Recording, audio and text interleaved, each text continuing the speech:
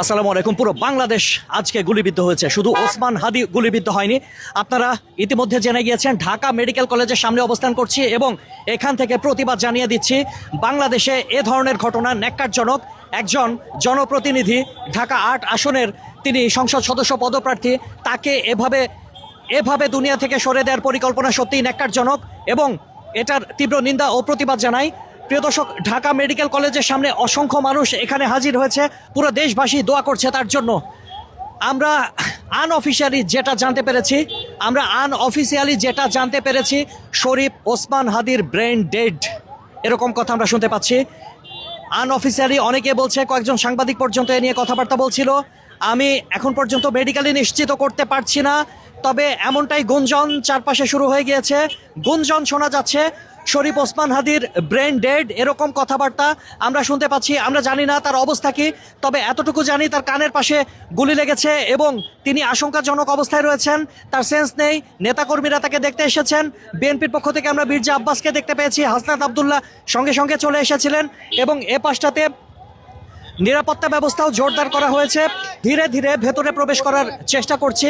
আপনারা নিশ্চয়ই দেখতে পাচ্ছেন ঢাকা মেডিকেল কলেজ হাসপাতালটা এই মুহূর্তে জনস্রোতে পরিপূর্ণ হয়ে গিয়েছে এবং প্রচুর মানুষ এখানে, উৎসুক জনতা রয়েছে, সাংবাদিকবৃন্দ রয়েছে এবং ওই পাশটাতে বিজিবি মোতায়েন করা হয়েছে। তার বর্তমান অবস্থা কি যদি আপনারা জানতে চান তাহলে আমরা বলবো, শরীফ ওসমান হাদির বর্তমান অবস্থা একেবারে আশঙ্কাজনক। তিনি জীবিত ফিরবেন কিনা সেটা নিয়ে যথেষ্ট সংশয় রয়েছে, তবে চেষ্টা চলমান রয়েছে, চেষ্টাটা অব্যাহত রয়েছে। সবাই দোয়া করছে, দেশবাসী দোয়া করছে। বাংলাদেশের ইতিহাসে এ ধরনের ঘটনা ন্যাক্কারজনক। আজকে শুধু শরীফ ওসমান হাদি তিনি গুলিবিদ্ধ হন নাই, গুলিবিদ্ধ হয়েছে পুরো বাংলাদেশ। ন্যাক্কারজনক ঘটনা। ওসমান হাদি ভাই ছিল একজন জুলাই যোদ্ধা হিসেবে উনি অগ্রণী ভূমিকা পালন করেছেন এবং ভারতের আগ্রাসন বিরোধী যতগুলো কথাবার্তা উনি প্রথমে উপস্থাপন করছে, দেশের মানুষকে নিয়ে কথা বলছে। এই ধরনের ন্যাক্কারজনক ঘটনা এবং গুলিবিদ্ধ ঘটনা আমরা নিন্দা জানাই এবং প্রকৃত সন্ত্রাসী যারা আছে তাদেরকে দ্রুত আইনের আওতায় নিয়ে আসার জন্য সরকারের প্রতি আমি আহ্বান জানাবো। আপনি এই ব্যাপারটাকে আসলে কিভাবে দেখছেন? বিষয়টা খুবই ন্যাক্কারজনক।